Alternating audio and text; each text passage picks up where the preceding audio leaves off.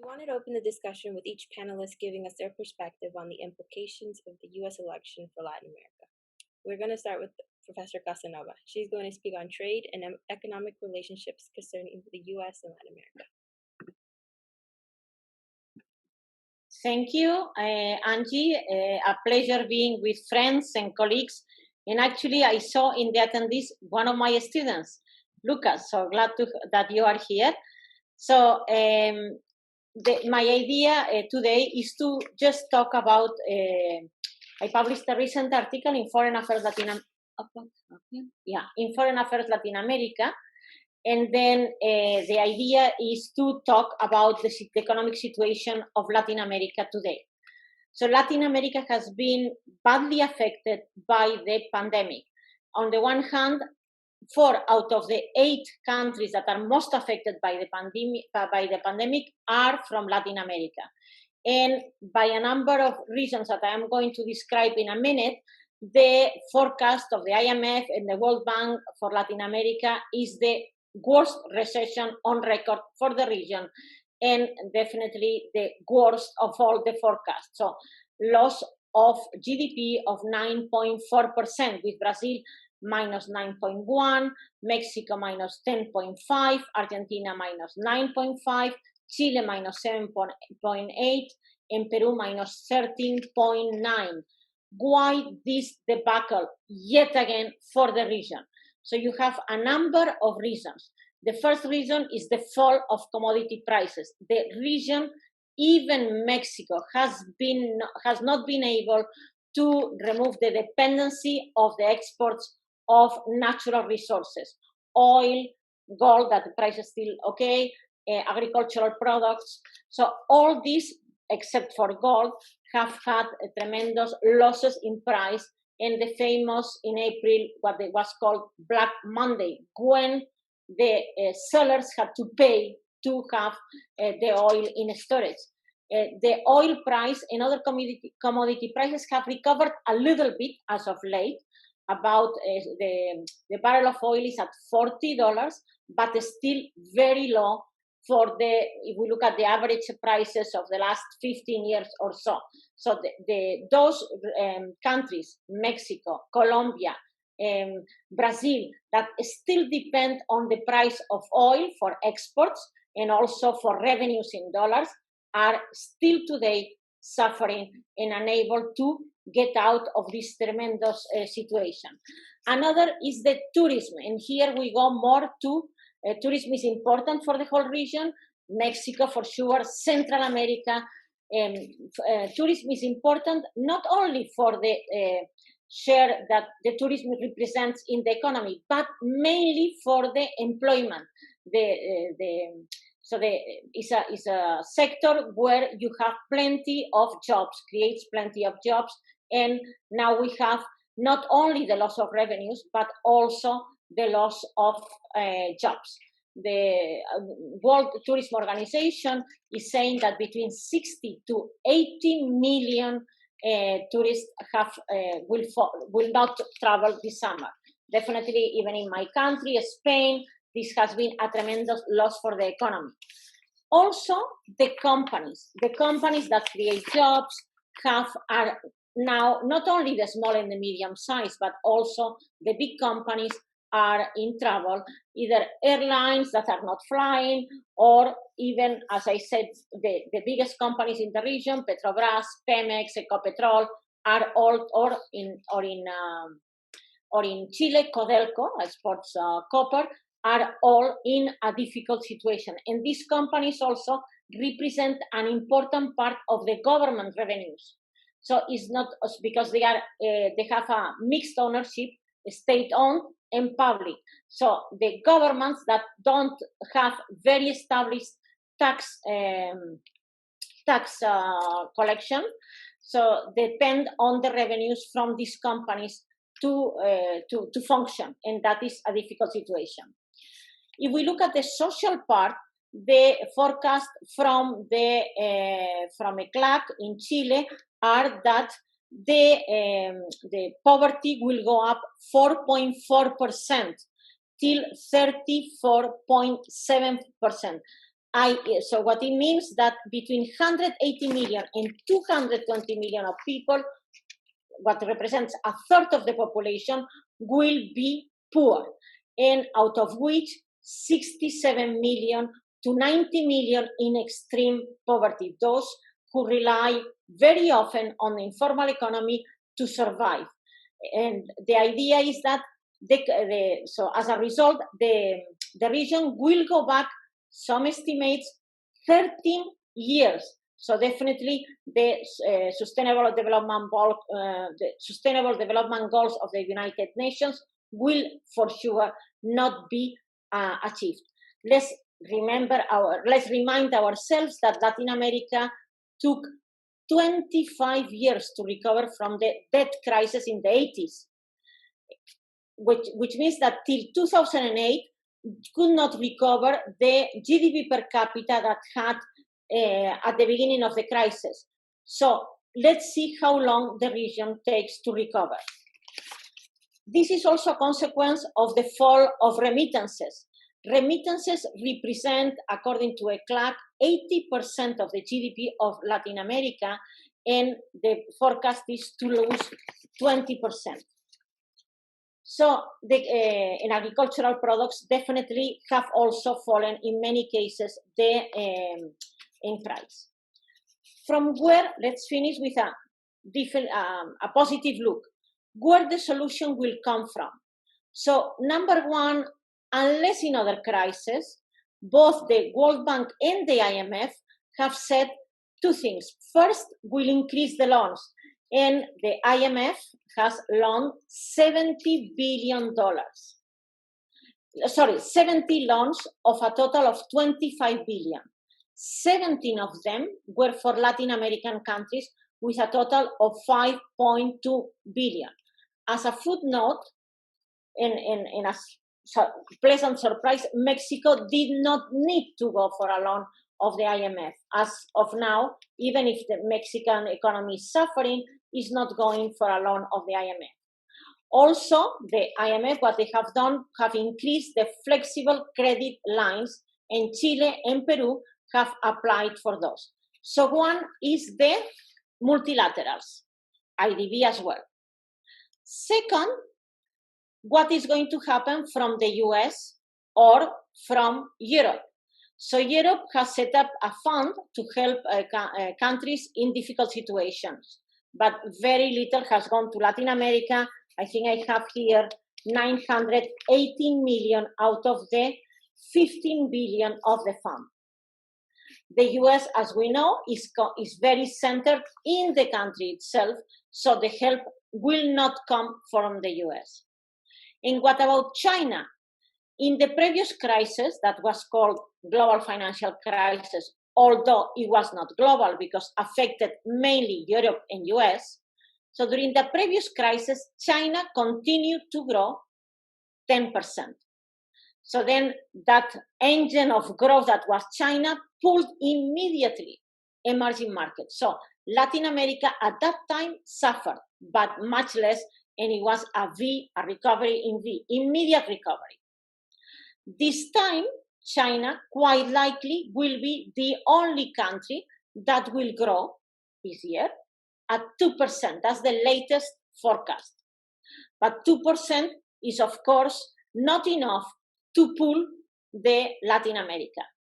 However, I was looking at the data, and the data shows that Chinese imports from Brazil have increased both in percentage and also in absolute terms.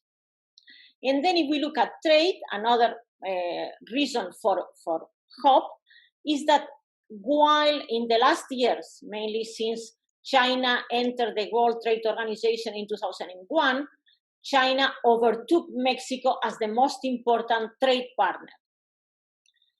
Mexico, in the last months, has become the biggest trade partner of the US, which is always good news, because definitely this growth also helps the situation. Also, another interesting data is that during the Black Monday, when there was an urgent meeting of what is called the OPEC Plus, the Organization of Countries that export oil, President Trump, President AMLO said, I don't want to reduce the exports of oil.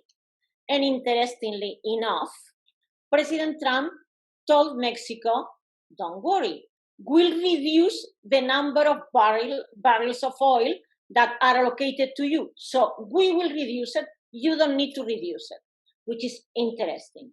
And also regarding Mexico, and I hope that my colleague Gustavo talks also a little bit more about it, the trade agreement USMCA was not only signed but ratified and launched by both Presidents Andrés Manuel López Obrador and President Trump. So there seems to be, in spite, and again, I'll let my colleagues who are experts in these fields talk more about the political aspect of it, but strangely enough, two presidents who seem to be from two opposite ideologies are getting together.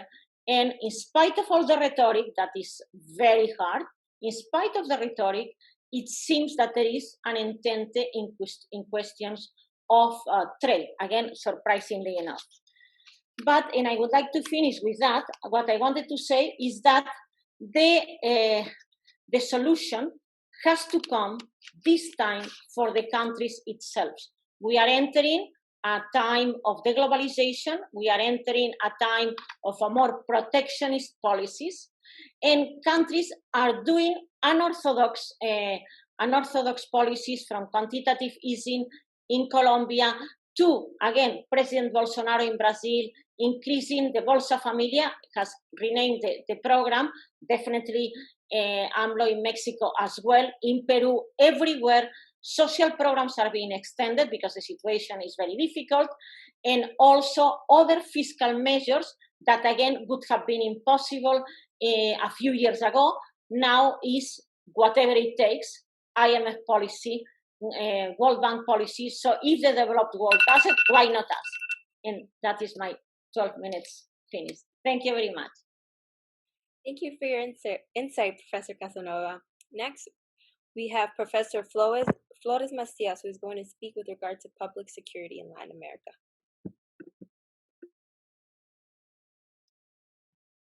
Thank you, Angie, and thank you, Lourdes.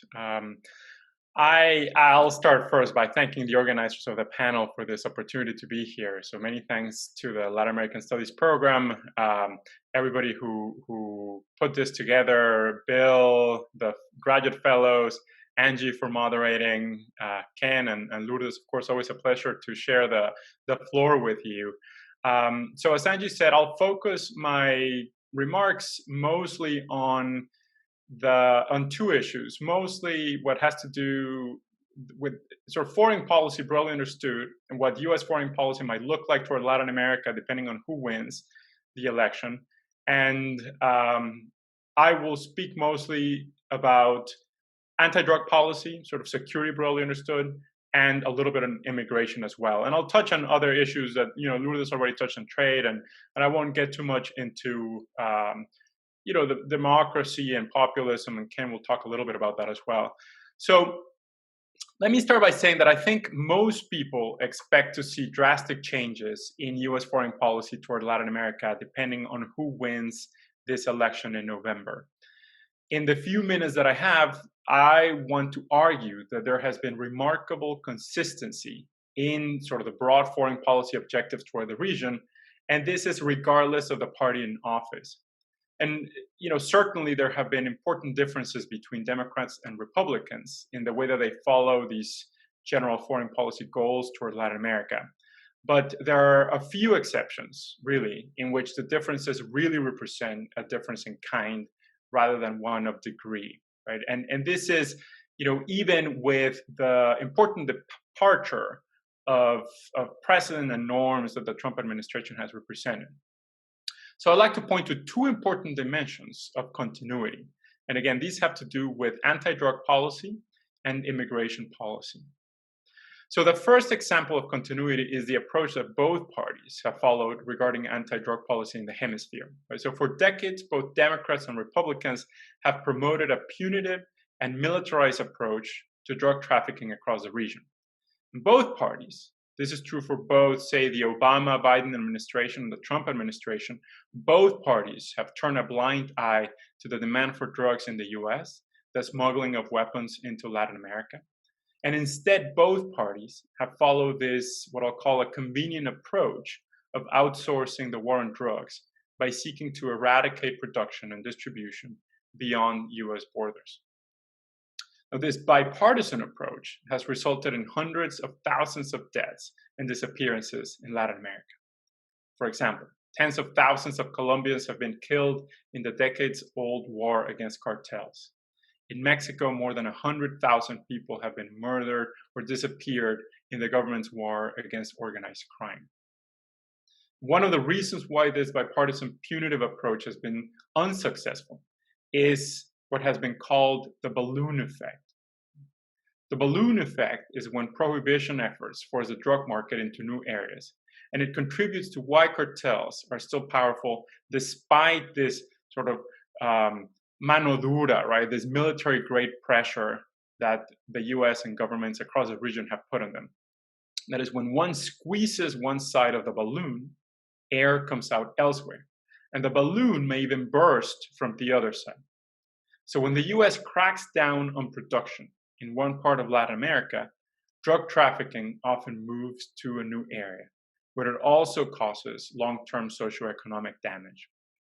One example from the early 2000s, when the United States poured billions of dollars into Plan Colombia and Colombia's cocaine production, it didn't end there, but a lot of it shifted to Bolivia and Peru with some of the main consequences. At the same time, drug addiction rates in the US have remained unabated, which is a sign of the urgency to reconsider this approach. Now, unfortunately, there is little indication that the outcome of the presidential election will change this approach. This is why I call this sort of the bipartisan consensus on the war on drugs in Latin America.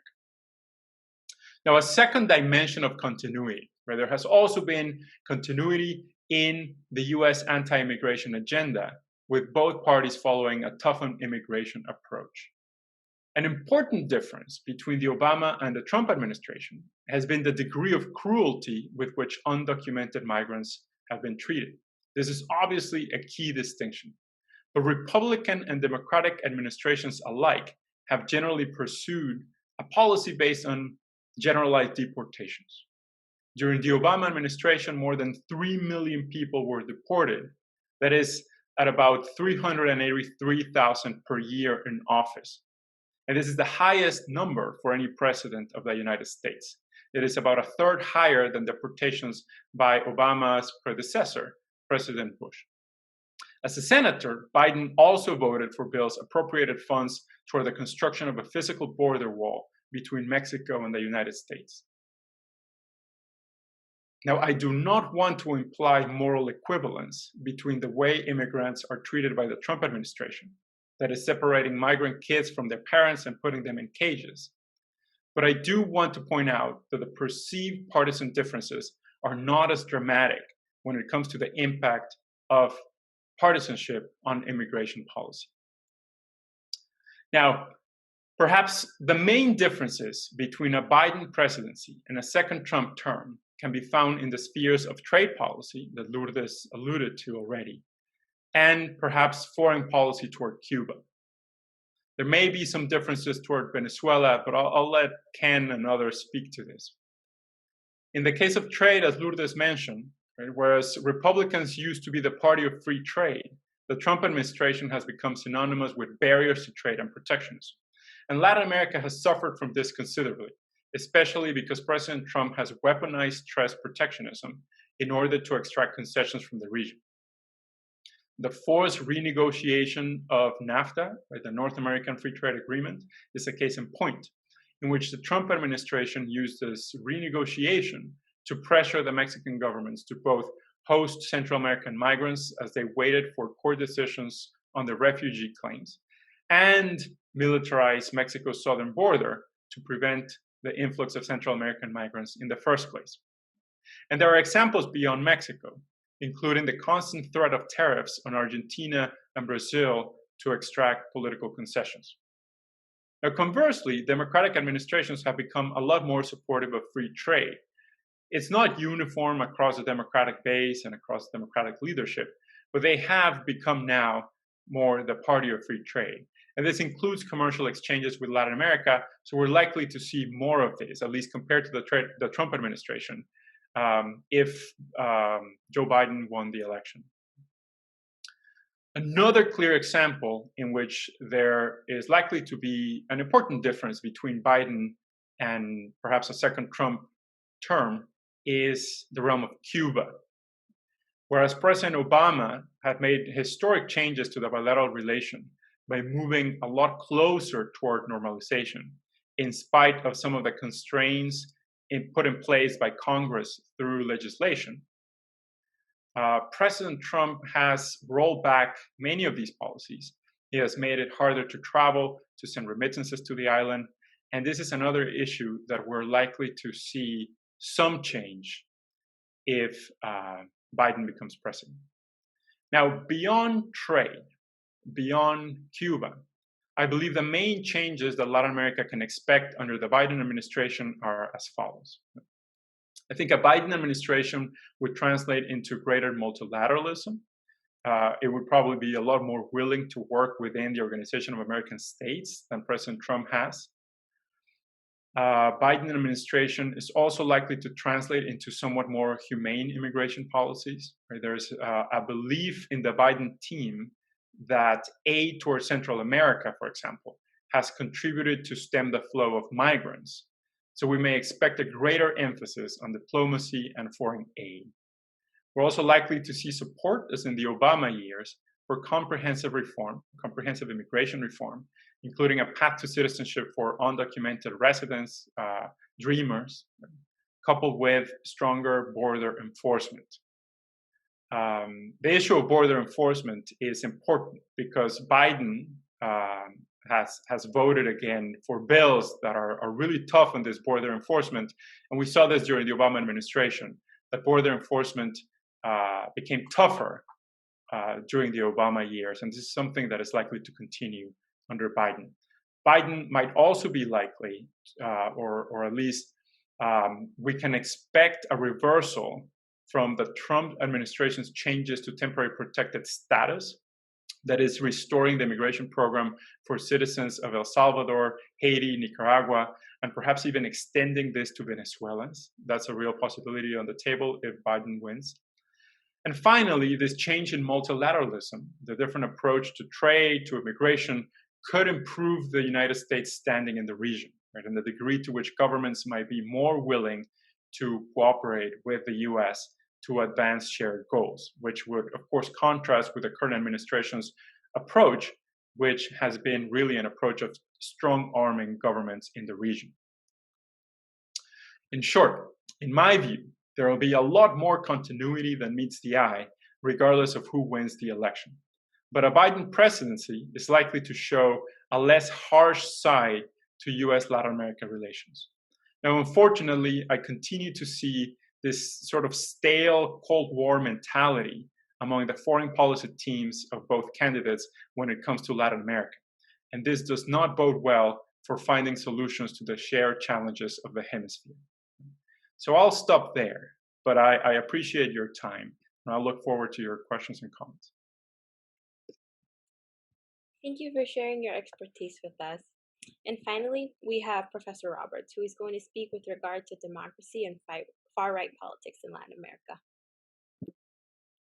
Okay, well, thank you, Angie, and I want to thank the graduate fellows of the Latin American Studies program for organizing and sponsoring this event, and thanks to Bill Phelan and Leah Marks for your work around the Latin American Studies program to help us to hold events like this and to try to get these kinds of important public issues out for public discussion and debate in this critical time for both the United States and Latin America. I was asked to say a few words about essentially the rise of far-right politics within Latin America and its implications for U.S.-Latin American relations, and ultimately, I think, its implications for democracy within Latin America.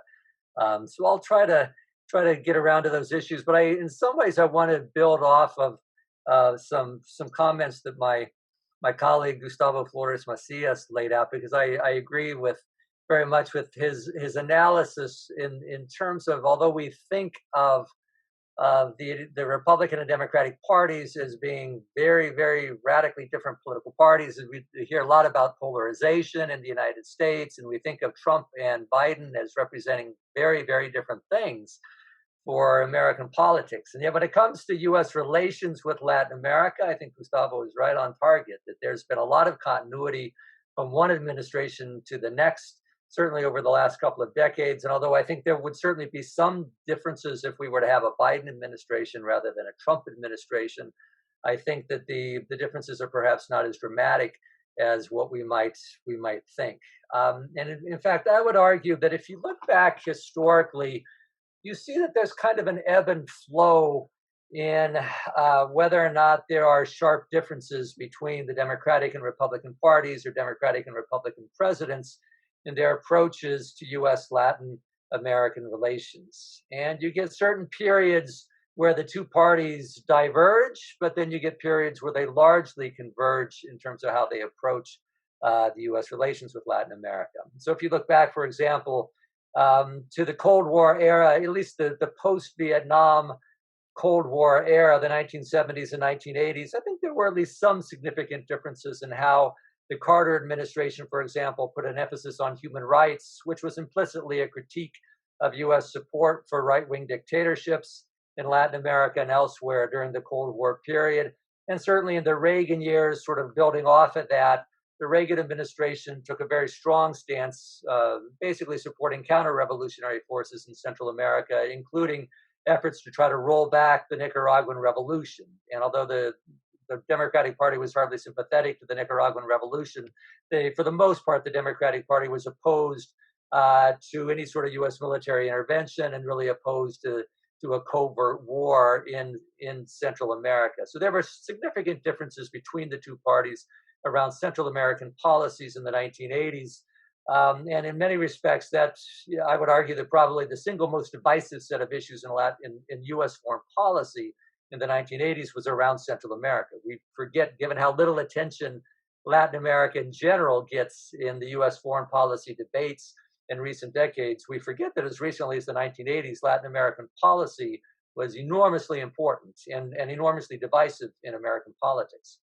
Following that, however, after the Reagan administration, with the end of the Cold War, at the end of the 80s, early 1990s, with Latin America's, basically with the end of the civil wars in Central America by the 1990s, and as Latin America moved towards what has came to be known as the third wave of democratization, not just in Latin America but elsewhere, and essentially both the left and the right operated within the constraints of established democratic regimes in Latin America in the 1990s. And so the revolutionary alternatives on the left basically dissolved by the 1990s, and the hard right authoritarian politics on the other side of the ledger basically learned how to protect their interests under democratic regimes in the 1990s. So the 1990s came to be known as the era of the so-called Washington Consensus. That was referring more to the spread of free market or neoliberal economics across the region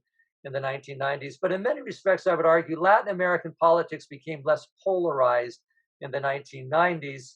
And in part as a consequence of that, the differences between the Republican and Democratic parties around Latin America basically were reduced as well. So there was a foreign policy convergence between the two U.S. parties in the 1990s, whereas Gustavo was talking about, they largely converged around the war on drugs. Both Democrats and Republicans supported it. They both supported the Plan Colombia that was part of that. You saw both American political parties strongly supporting the free market reforms, the neoliberal model, so-called Washington Consensus of the 1990s.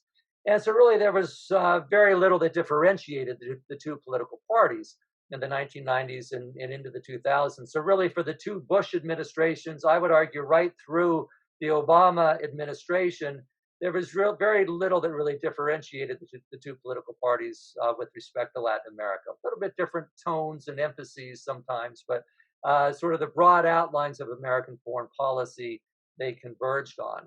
Now, I think that I see more differences emerging today between the two political parties, in part because Latin America itself is becoming more polarized again. In fact, my hunches will reflect back to the 1990s as an unusual, as an exceptional period in Latin American history, where what is I think is probably a more normal pattern, which are higher levels of political and ideological polarization, tend to be the norm. And I think that's what we had, and certainly in the Cold War era, was much higher level of political and ideological polarization in Latin America. And I think that's come back to the region in recent times. Now, in some ways, that may reflect the rise by the 2000s, not just a turn to the left in much of Latin America, but of course, you got the rise of what came to be known as the Bolivarian or the populist left, that in many respects was very critical, not just of the Washington Consensus and the neoliberal convergence of the 1990s, but also very critical of the democratic regimes and the mainstream party systems that oversaw that convergence. And basically, the Bolivarian left believed in refounding the democratic regimes. And they did that in Venezuela, Bolivia, and Ecuador, with constituent assemblies that basically rewrote the rules of the game and ultimately concentrated powers in the hands of new left populist kinds of political forces, for the most part operating within democratic constraints, although I would certainly in the Venezuelan case, eventually this regime has moved in a more authoritarian direction. As it has done that, it clearly strengthens basically what are more hard right elements on the other side of the political spectrum within Latin America. And so part of what you see in recent times in Latin America is the rise of what I think is really a new right within the region, a right that is somewhat different from the more technocratic neoliberal rights of the 1990s.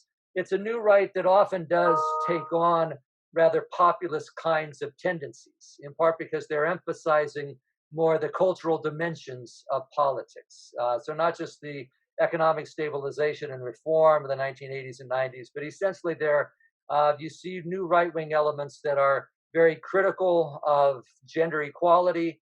Our efforts to try to bring that about in Latin American society is very critical of indigenous rights, very critical of gay rights. Also to take a very strong stand on law and order kinds of issues. And so the mano dura that Gustavo was talking about of emphasizing a very punitive approach to criminality and the disorder in Latin American societies, picking up issues of gun rights, where you see Bolsonaro in Brazil sort of feeding off of right-wing politics in the United States. And in many respects, I would argue that the Trump administration has encouraged this particular brand of right-wing politics within Latin America. And clearly it has aligned itself with some of the more hard right elements within the political debates in Latin American societies. And so you see that in policies around Cuba, around policies around Venezuela, in Brazil, where there's clearly a type of ideological affinity between the Bolsonaro administration and the Trump administration. Bolsonaro is sometimes called the Trump of the tropics. So you can see those kinds of affinities. And I think if you were to get a Biden administration, although in a lot of the broad outlines of American foreign policy, it wouldn't necessarily diverge that much, I think it would be setting a different tone. And I think it would probably be encouraging a rather different kind of politics within many Latin American countries. And so I think, for example, on Cuba, as Gustavo said, a Biden administration would probably try to re-engage Cuba rather than trying to tighten up the sanctions. The Biden administration would certainly be committed to regime change, I think, both in Cuba and in Venezuela. But I think it's a different kind of regime change that they would envision in the Venezuelan case, for example, where I think the Biden administration would be willing to engage in broader multilateral negotiations to try to bring about a negotiated political change in Venezuela, where I think the Trump administration has basically tried to encourage some sort of rupture in the political order and basically envisions that both for Venezuela and for Cuba. And so ultimately, I think a rather different tone would be set. I think you see the Trump administration, in many respects, empowering the Florida Republicans in Congress, or you see them in many respects setting the tone for public policy in Washington under the Trump administration. I think a rather different set of voices would be shaping U.S. foreign policy towards Latin America if you had a Biden administration. So some of the kinds of stands you see around Cuba and Venezuela, responses to the situation in Bolivia, where I think you see a lot of uncertainty as to where Bolivia is going. But I think the Trump administration is one that tends to strengthen the forces in Bolivia that really want to reverse the social inclusion of recent decades and go back to a more traditional kind of cultural and political order in Bolivia. And so I think a lot of uncertainty as to what that would mean for Bolivian democracy going forward. So ultimately, I think it's interesting. I should mention one of the things that the Trump administration did. They actually brought back what they called Monroe Doctrine 2.0. Tried to reinvoke the Monroe Doctrine as a guiding principle for U.S. relations with Latin America, which is kind of astonishing given the history of the U.S. and Latin America and the Monroe Doctrine. It was not actually until under the Obama administration, when Secretary of State John Kerry said that the U.S. would no longer believe that the Monroe Doctrine should be a guiding principle. The Trump administration has basically revived that, sort of reinvoking this hegemonic understanding of how Latin America should be essentially friendly governments that follow the lead of the United States in the region, and basically reserving the right to try to intervene within regional affairs. And so even though Trump himself seems to be rather reticent to use military force, there are certainly elements around President Trump. In some ways, he's brought some of the neoconservative Republican leaders into his foreign policy establishment the last couple of years. Pompeo represents that. John Bolton clearly represented that, although Bolton is now out. But these are actors who are very, very close to the furthest right elements within the Republican Party in their thinking, sort of the Republican Party establishment in the foreign policy towards Latin America, sort of coming out of the Cuban-American ties in the Republican Party. And so those elements have been strengthened in recent times, and they're behind this sort of the neoconservative vision of a strong interventionist kind of stand for the United States within the region. So I think within the Trump administration itself, there's a bit of a tug of war between more and less interventionist tendencies within this staunch nationalistic stand that you see them taking. So ultimately, I should probably bring to a close, but I think that we've come through a period where there was really a considerable convergence of the Republican and Democratic parties in their foreign policies towards Latin America. In recent times, I think you see more distance between the Republicans and Democrats, just because you see this polarization taking place within Latin America itself, and you see that being reflected in the Trump administration and the way in which it has aligned itself with the most hardline elements within conservative forces in Latin America. And that's part of the rise of this new populist right within the region. And I think in some ways it makes democracy itself very contested terrain within Latin America. Right? There's sort of the consensus around democracy that you had in the region in the 1990s has definitely come under new challenges in recent times. You see that in Brazil, where Bolsonaro has been very openly sympathetic of the old military regime in Brazil, and taking stands which clearly would indicate a real questioning of the post-1985 democratic order within Brazil. So ultimately, I think democracy itself is increasingly contested terrain within Latin America, and I think you see that reflecting itself in the new tensions between the Republican and Democratic parties and how they look at the region. So I'll go ahead and stop there, and I'll let Angie take it back over. Thank you, Professor Roberts. We're now going to turn it over to Q&A. If you have a question, you'll see at the bottom of the screen that there's a Q&A. Please type them there, and I'll read them aloud to the panelists. We have a few so far, so I'm going to go ahead and get started. For Professor Flores Macias. Recently, Biden stated, "I'm the guy who created Plan Colombia." Who was he targeting with such a statement? How effective is this statement going to be? Which votes is he winning? And which votes is he potentially losing?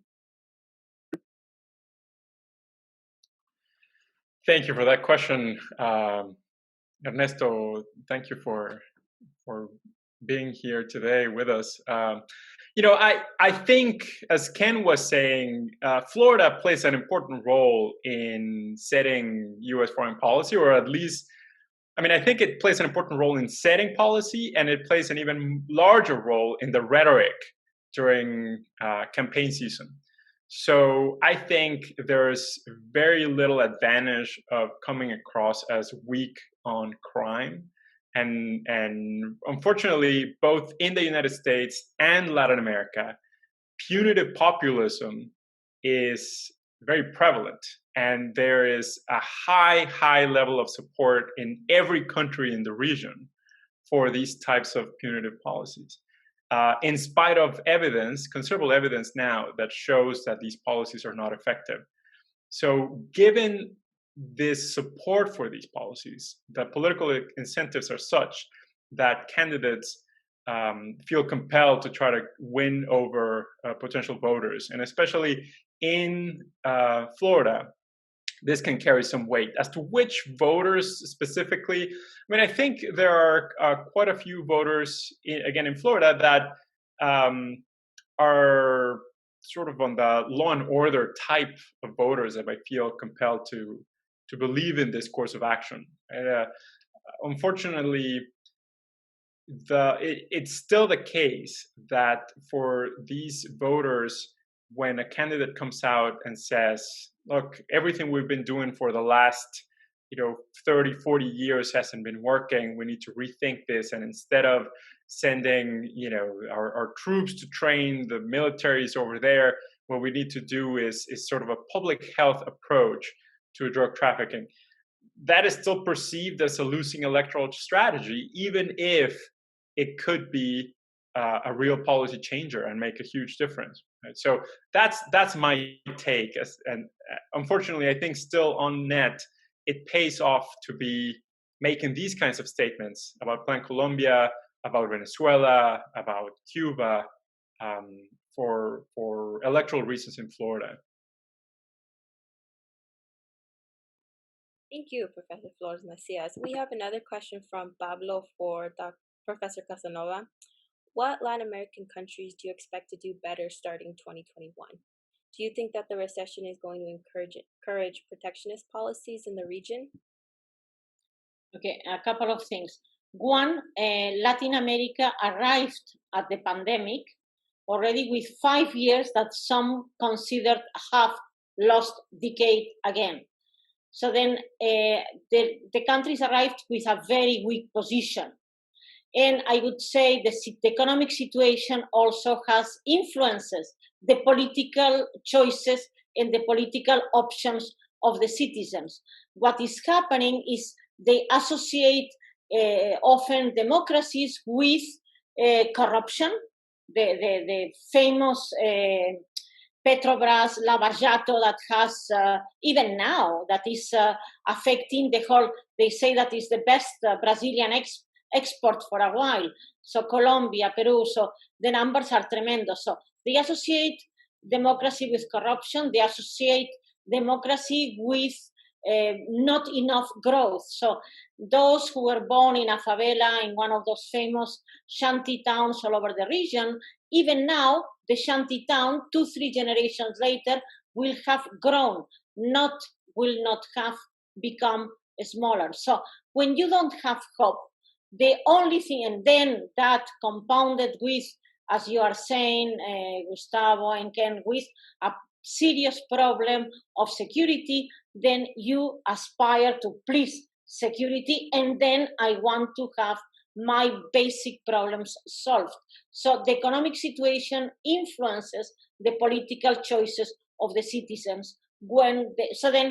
Traditional political parties are all but out of fashion in the region, also in other countries, not in the region, and the situation is really very difficult.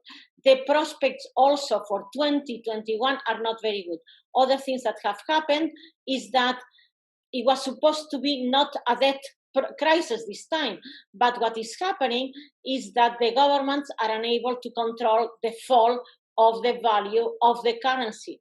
Argentina is a case, And definitely Brazil is another one. Some of the emerging markets currencies have recovered. Brazil has not been able to recover the value of the currency. So then you may go into a debt crisis. Not yet there, hopefully not, because the reserves of most of the countries are still very important. But even after spending part of the reserves, and that's the case of Brazil, the situation has not improved. So the prospects for 2021 are on the positive territory. 2.5, I think, is for Brazil, but definitely not where they should be. In relation with the policy, I also wanted to add another point that has not been mentioned, is that for the first time, so the consensus for the Inter-American Development Bank was to have a president that would be Latin American. This was an unwritten agreement. And now, for the first time ever, President Trump has nominated a president of the Inter-American Development Bank that, again, going back to what Gonzalo was saying about the differences with respect to Cuba, so his views on Cuba are aligned with the views of the current president. That's one thing. And also, what I found not good news is that some countries in the region complained, and they said, okay, we are losing one element of power for the region. Let's keep a president that is from the region. And they didn't have enough votes to agree on what they were saying is that let's postpone the election. Let's don't have the election right now. Let's wait till the end of the. So one thing is that the region needs to be together. You have to work together to increase one of the possibilities that the CLAC is suggesting. Let's have more internal trade. There is not enough trade. So countries trade with US, with China, and not the trade between Brazil and Argentina and Chile is not going up. So the need for a more regional integration that has been the goal of many presidents has not been there. And last I wanted to add is that this, I fully agree with Gonzalo with Gustavo, that he says that there is an agreement on a number of things. And also what is happening is that US, with respect to China, that is again a bipartisan agreement. Both candidates agree that the trade war with China will continue. And this trade war is translated to Latin America. China has become the most important trade partner of South America. Investments of Chinese companies are tremendous. Argentina, Brazil, Peru, Chile, Colombia now is more recent, but also less in Venezuela, by the way, as of the latest years. But yes, so the presence of Chinese firms is very important all over the region.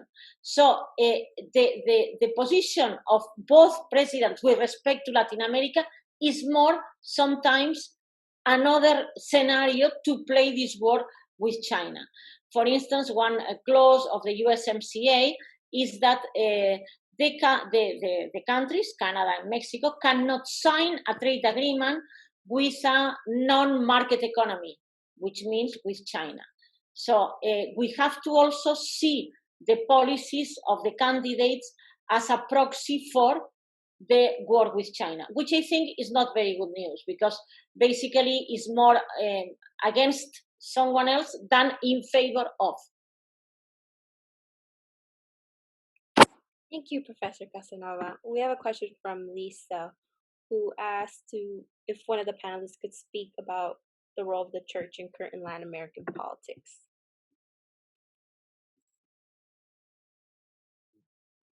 I could go ahead and say a few words about that, because in some ways it plays in to the rise of new forms of conservative populism within the region. I mean, the Bolsonaro came out of right-wing evangelical party within Brazil. And but I think that in many respects you see conservative populisms appealing both to evangelical and Catholic conservatism, often often playing against efforts, especially over the last 15, 20 years, when there was considerable, what we sometimes call social inclusion in Latin America, because you did have a number of elected governments of the left in the region that were not nearly as radical as what a lot of people expected in terms of their economic policy making, but often they took efforts to try to, for example, in Brazil, affirmative action programs to create new opportunities for Afro-Brazilians in universities, and new efforts to try to recognize women's rights and to reduce gender inequalities in the region. And so there's considerable pushback against that from within the church. And ultimately, the churches itself, both certainly the Catholic Church, is susceptible to the pressures from both sides or from all sides within Latin America. There's certainly a strand of progressive Catholicism and, of course, roots in liberation theology in the 1960s and 1970s. So there's certainly a progressive Catholicism within the region. In some respects, that has been on the defensive for many years, where the Vatican was pushing in the other direction. But under the current Pope, there's been more receptiveness, I think, to progressive strands within the Catholic Church as well. But I think you see the political battles and the polarization that is taking place within Latin American politics. I think you see that being reflected within the Catholic Church itself. And you see the church being pulled in different directions by the political pressures that are there within the region, right? But the right-wing populisms that you see in the region are often playing to conservative Christian identities, both evangelical and Catholic, pushing back against gay rights, against abortion, questioning what is sometimes referred to as gender ideology in their discourse. And so the appeal to conservative cultural and religious identities is an important part of that particular dynamic. So I think the church, like I said, the church is not immune to these underlying political pressures and the mobilization you see on different sides that in many respects is leading to this polarization within Latin American politics.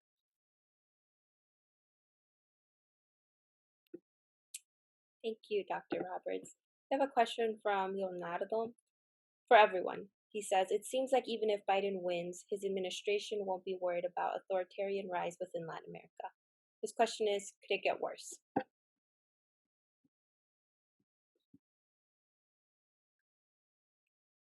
Gustavo, why don't you take the lead on that one? Yeah, thank you. I was sort of waiting to see if either of you jumped, but I think, my take on this is that it's not that the U.S. doesn't care about the rise of authoritarianism in Latin America. I think there are different takes depending on who wins the election in terms of how consequential this is for U.S. policy interests. And I think historically, Republican administrations have, I think, been a lot more willing to try to manage those authoritarian regimes to find common ground and to say, a little bit of the end justifies the means type of mentality, whereas Democratic administrations have been somewhat less willing to do that. Although it really depends on the president, right? I mean, there are some presidents, regardless of the party, for whom democracy promotion abroad has been very, very important.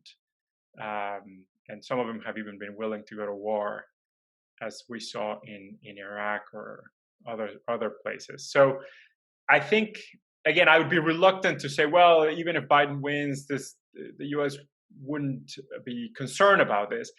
The question is, I think a Biden administration would have somewhat less tolerance for authoritarian regimes in the region. And, I think neither the Trump administration nor the Biden administration have, I guess the Obama-Biden administration in the past and the Trump administration in this case have had much tolerance for Venezuela's authoritarian policies. And one can obviously take issue with how strong these sanctions should be and whether sanctions work to begin with. And maybe at the extreme, the position that the US should actually go in militarily to try to effect regime change in that country. Obviously, this is an extreme. I think the Trump administration and previously the Obama administration showed that, at least in the case of Venezuela, there was little tolerance for this short of a military intervention. The origin of this motivation might be different, right, for the Trump administration, and it may be more of a motivation to try to close a resource for Cuba, for instance, during a time in which Venezuela was providing oil at very cheap prices below market price to Cuba and was a source of revenue, of hard currency. Now Venezuelan production has declined, to almost unthinkable levels, and perhaps the Biden administration might be motivated more from a, just sort of a normative take on what democracy should be in the region. But regardless, I think that both countries are likely to continue with a strong stand on Venezuela. I think the Biden administration will, as Ken mentioned, continue to promote democracy in Cuba through different means, right? Through engagement and economic development, rather than sort of the traditional tough on Cuba approach that has characterized Republican administrations. And if we go around the region and look at other countries that have seen, the case of Bolivia or other countries in which it has been dubious the way in which power has been handed over from one president to another, I think for the most part we should expect the Biden administration to be somewhat less tolerant of those types of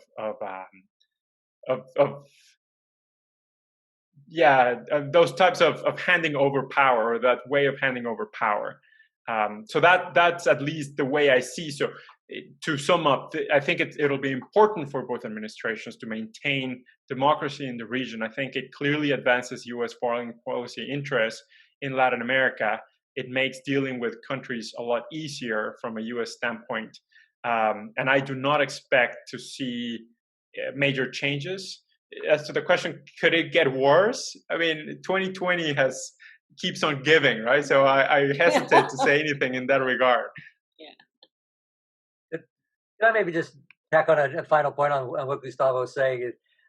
In thinking about some of the other cases where you could see significant, what we often call democratic backsliding, is shifting away from democracies towards something that, if not openly authoritarian, is at least moving in an authoritarian direction. And so that's something we all have our eyes on when we look at Brazil, when we look at Bolivia.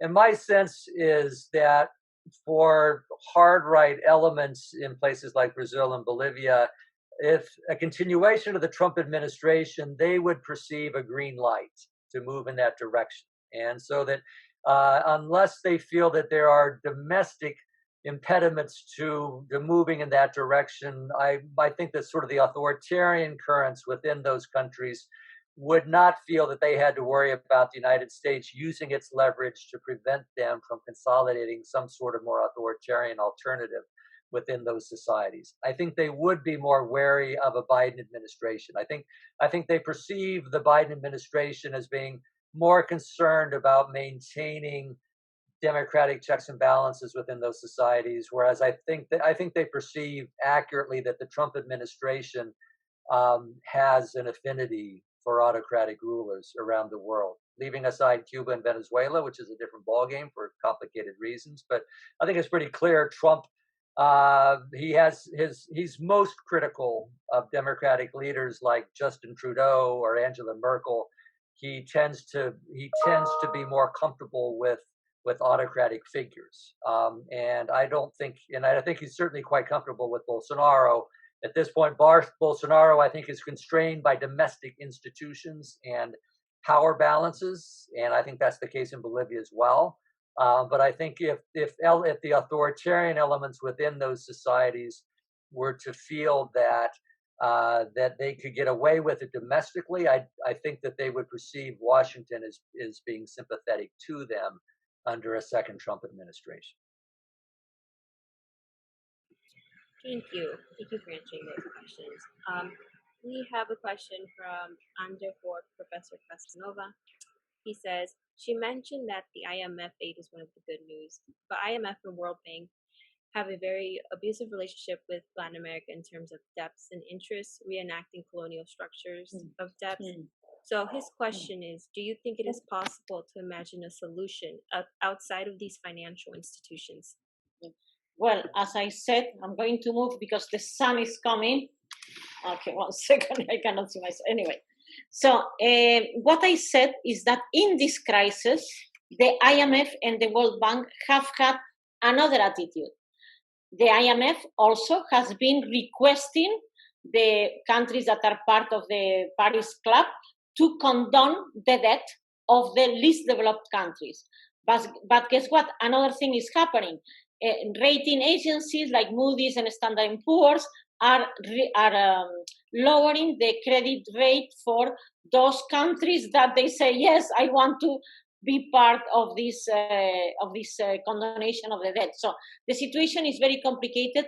What it seems that IMF, again, and World Bank have had a different attitude than before with this policy of whatever it takes. But as I said in my opening remarks, this time I believe that we are moving to a more protectionist world, and I think definitely, again, I am in the business school, not in the government department, but I believe that this will continue. Doesn't matter who wins. As the French say, chacun pour soi. So, sálvese quien pueda in Spanish. So, the solution this time has to come mainly from their own country. And that's why we see, as I said again in my opening remarks, Bolsonaro, and with excellent consequences because his rating is going up, and mainly from the Northeast, in areas where always from the PT, they are increasing Bolsa Familia, and again renaming with another one. Chile, President Piñera yesterday approved, I think was a 2 billion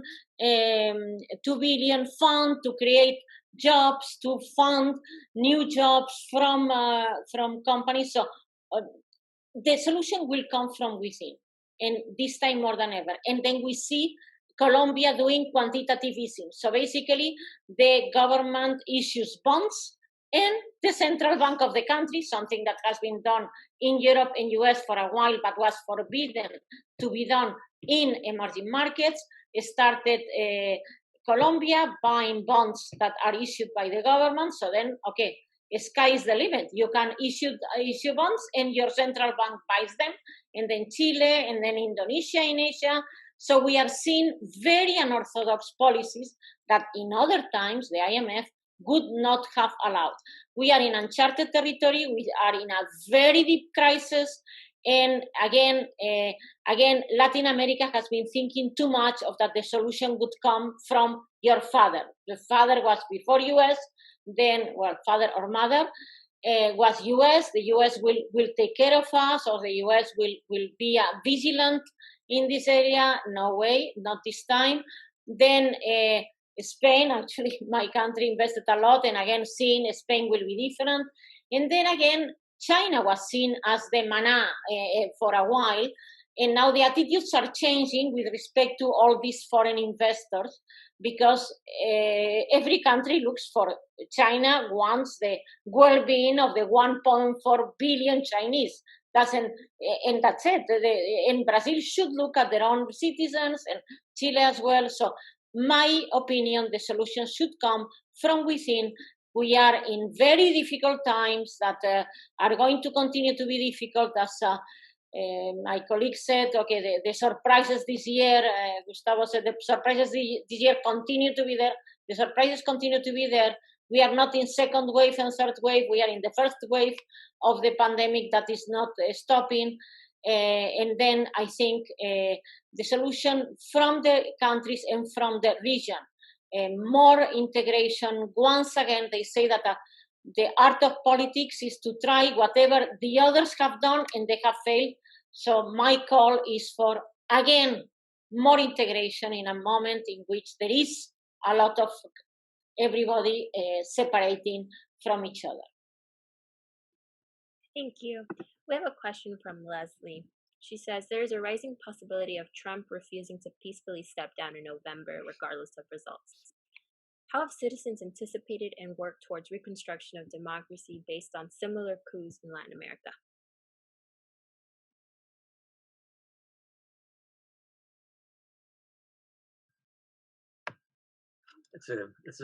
It's a challenging question. I agree with the premise that I think there is a growing chance. I've been warning about this for quite some time, and some of the work that I've been doing, a growing chance that things will go off the rail with the U.S. elections, and there are a lot of different scenarios. It's difficult to know which one's going to play out, but there are certainly scenarios under which sort of the normal institutional boundaries would fail, and we would be in uncharted terrain in terms of having to defend democracy in the United States.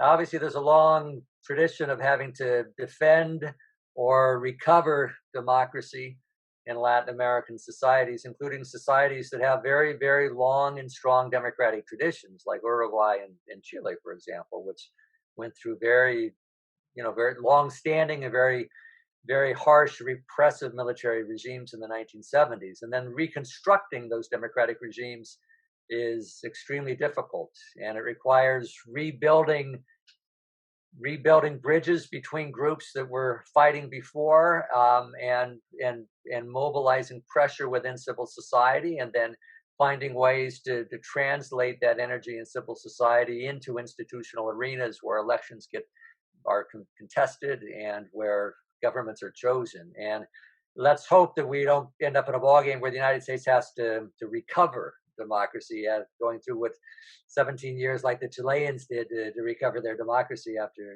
the Pinochet regime. It's a lot better if you can find ways to hold it together to begin with. But I think ultimately, for me, as I look ahead over the next month or so, I think it's the thing to do is for citizens to be vigilant and be aware that democracy is not a birthright. It's not something that can be taken for granted, and it's something that you have to nurture it and you have to tend it, and sometimes you have to be really vigilant to safeguard it.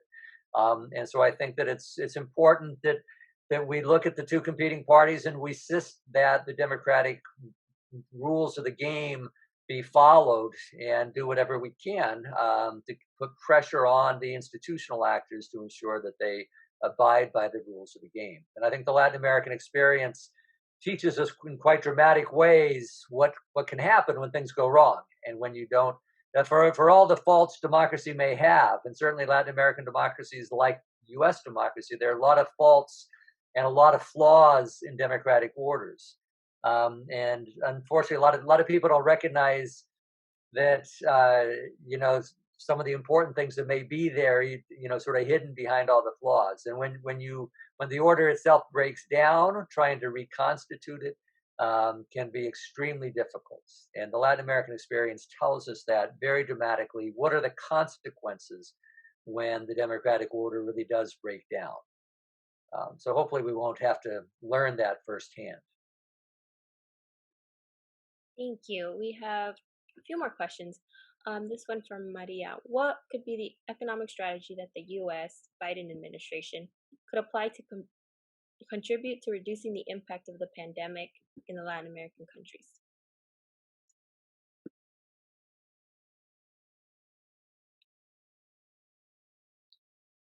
Well, if it is economy, is me, I assume, but Gustavo, you want to start, or?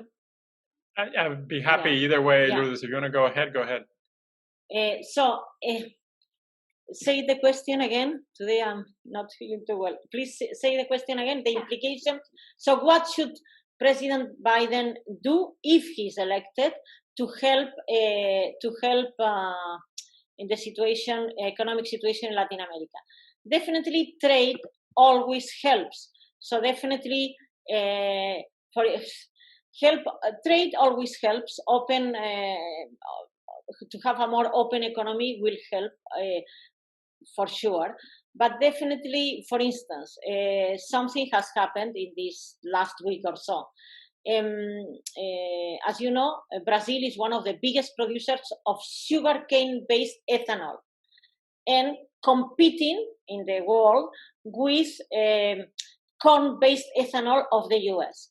Till now, Brazil was protecting its own ethanol production. Okay, we can discuss a lot if this is green, not green, whatever. And so far, Brazil had resisted the pressures of the US to open Brazil economy to US ethanol. These days, last week or so, Brazil, the Congress finally passed that imports from corn-based ethanol from the US would come to Brazil. So again, yes, open trade, but at the same time, then so as a consequence, quite likely the production of sugarcane-based ethanol will suffer in Brazil because they have opened the economy. So this is a very difficult balance. So, but definitely, the geography is geography, and the US is not going to be moving anywhere. It's part of the Americas. So definitely, probably sitting in the table and seeing less, okay, this is my backyard and I'm going to defend my backyard against China. So if we look medium term, long term, the prosperity of Mexico, the real prosperity of Mexico, Central America, Colombia, Venezuela will benefit everybody. The pie increases, and definitely poverty does, besides being a terrible ethical problem. So a region, Latin America, that exports plenty of agricultural products, a region with very low population density. So you have more than enough fertile agriculture that can feed your people. So not being able to feed your own people is a tragedy, but also does not help the economy.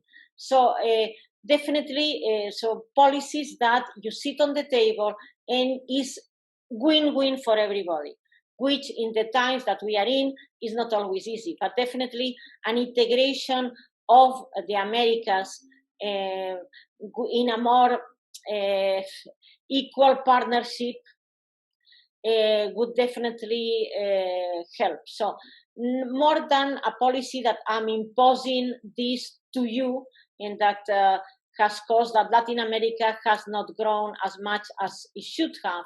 So definitely, I think would be positive. What is the point of importing so much from across the Pacific while actually you have the same below the border or close by? So those type of policy. But this is wishful thinking because we are in a completely different world right now, and I don't see this, no matter who wins the elections in the short term, unfortunately.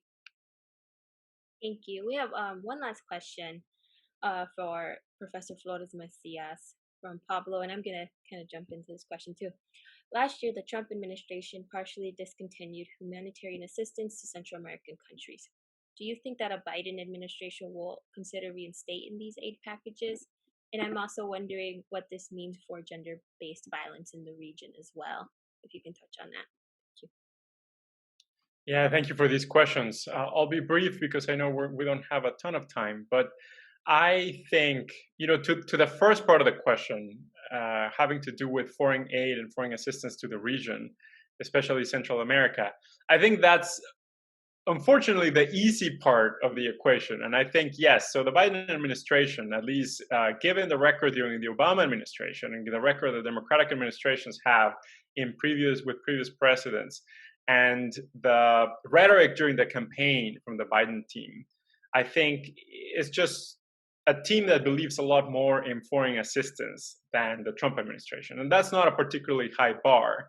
But historically, at least, I think there's a much greater chance than a Democratic president would engage in providing more foreign aid than a Republican administration. I think, unfortunately, to the second part of the question, and I think, unfortunately, what is required is a change of mentality in U.S. foreign policy toward the region. And I think this connects with what Lourdes was just speaking to, in that there is this disconnect between U.S.